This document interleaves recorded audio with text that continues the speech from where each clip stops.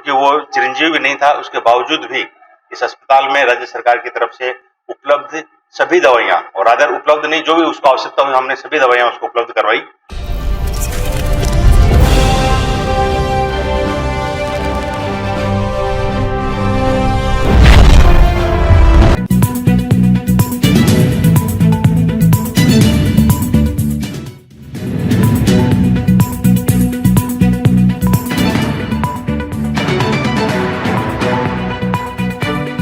वो एक adult patient है, मेल है, हमारे आईसीयू में भर्ती हुआ, डॉक्टर संजीव माहेश्वरी जी की यूनिट में जो भर्ती हुआ था। एक बीमारी का नाम है गुलेन-बेरी सिंड्रोम। यहाँ आने के बाद वो अपने हाथ पैरों में कमजोरी करके आया था।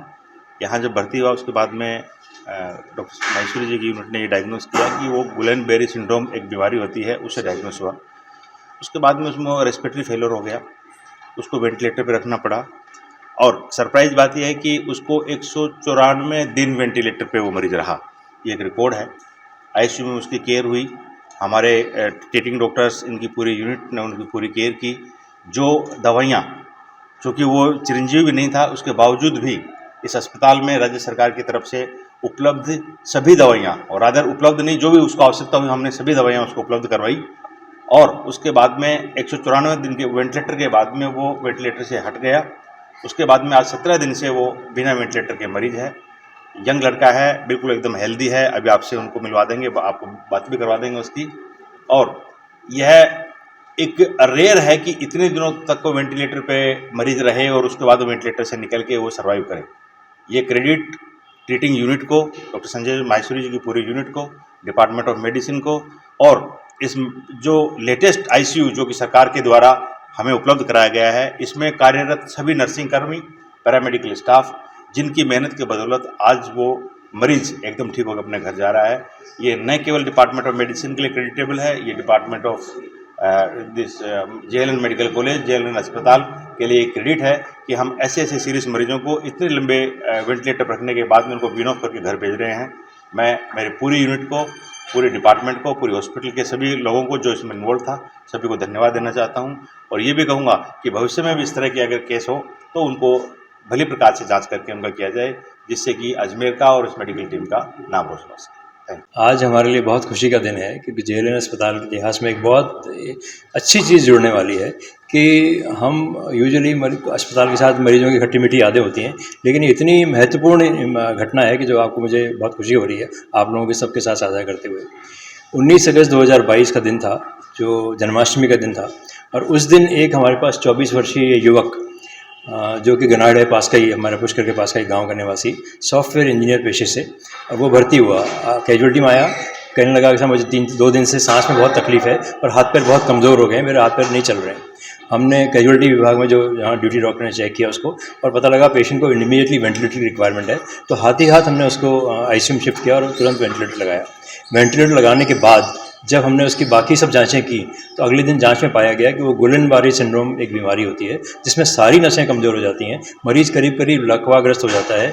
उसकी सांस की जो नस होती है, वो डायफ्राम जिसको हम बोलते हैं, उसका भी लकवा हो जाता है, खुद से सांस नहीं ले पाता, न हाथ हिल सकते, न पैर हिल सकते, न बोल सकता, न आँखें घुमा सकता, कुछ नहीं कर सकता। तो एक तरीके से मरीज करीब करीब कोमा में था। कोमा तो नहीं कहेंगे क्योंकि ब्रेन उसका काम कर रहा था, बाकी सब चीज़ें ठीक थी, लेकिन उसकी मांसपेशियाँ पूरी तरह से कमज़ोर हो चुकी थी। तो हमने उसे जो जांच करने के बाद जब बीमारी हमारे पकड़ में आ गई तो हमने उसे एक IVIG करके इंजेक्शन होता है कि जो कि जान को रक्षक होता है, जीवन रक्षक होता है, उसका हमने प्रयोग किया, और उसके देने के बाद भी मरीज़ को आराम नहीं आया। फिर 15 दिन बाद हमने दोबारा वो IVIG इंजेक्शन लगाया। वेंटिलेटर उसका लगातार चलता रहा। वेंटिलेटर लगने के साथ उसको पेशाब की नली डाली गई, खाने की नली डाली गई, और उसके हाथ पैरों के जो कैसे फिजियोथेरेपी होती है, एक्सरसाइज वगैरह, वो चालू रखी गई। तो कुल मिला के वो मरीज लगभग 194 दिन यानी कि लगभग 6.5 महीने वेंटिलेटर पर रहा, और पिछले करीब 16 दिन से वो वेंटिलेटर से ऑफ हो गया, निकल गया, वेंटिलेटर से बाहर आ गया। वो बीच में शुरू में मैंने उसको ऑक्सीजन दी, ऑक्सीजन देने के बाद उसकी ऑक्सीजन बंद हो गई, और आज हमें बहुत खुशी हो रही है उसको डिस्चार्ज करते हुए। उसके बीच में हाँ मरीज तो सेंस में था, मैंने बताया ना, उसका ब्रेन पूरा एक्टिव था। इस तरह के मरीज का ब्रेन पूरा एक्टिव होता है, लेकिन उसकी मांसपेशियाँ कमज़ोर हो जाती हैं।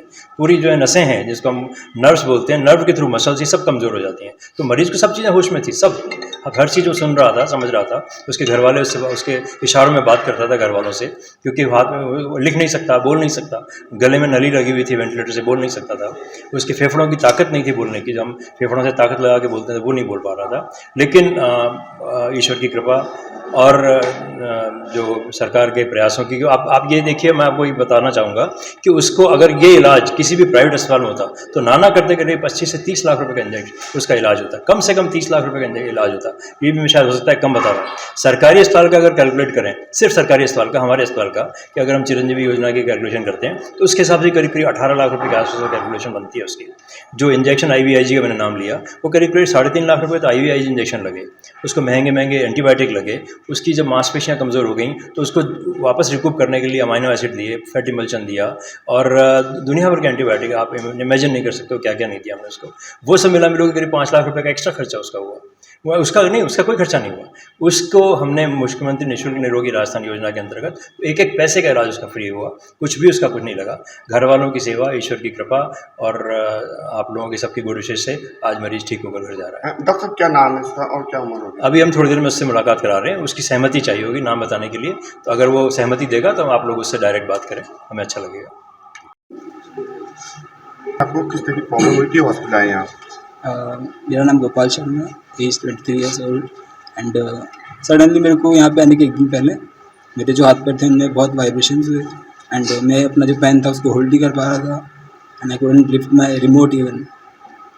उसके बाद में जब सुबह उठा तो मेरी रेस्पिरेटरी मसल्स काम नहीं कर रही एंड आई कुडंट ब्रीथ, तो मेरे को यहाँ पे लाया गया एंड इमरजेंसी से सीधा मेरे को ICU के अंदर एडमिट कर दिया। बाद में जब डायग्नोस हुआ तो पता लगा कि मेरे को GBS है एंड उसके बाद में पता नहीं था GBS क्या होता है। डॉक्टर्स ने बताया कि 2 महीने में 3 महीने में you will get recovered and जब टाइम आगे बढ़ा 3 महीने में 4 महीने में, बट डॉक्टर्स की team, I am very thankful to them and the nursing staff and the whole hospital community जिन्होंने मेरे को ठीक किया। कभी नहीं भूलूँगा कि इतनी अच्छी सर्विस गवर्नमेंट आपको देती है फ्री ऑफ कॉस्ट। कितना टाइम हो गया आपको यहाँ पे? Approximately 7 months. अब कैसा महसूस कर रहे हैं आप? डिस्चार्ज हो रहे हैं आज आप? Feels like I am getting newborn child. एक नया जन्म मिला है। सर की टीम, नर्सिंग स्टाफ। 194 दिन का सफ़र कैसा रहा? सोचता था बट अब नहीं सोचता, अब सब सही है। आपका नाम कहाँ रहता है? गोपाल शर्मा एंड पुष्कर के पास में छोटा सा गाँव है नायड़ा, वहाँ से मैं बिलोंग करता हूँ। ठीक है।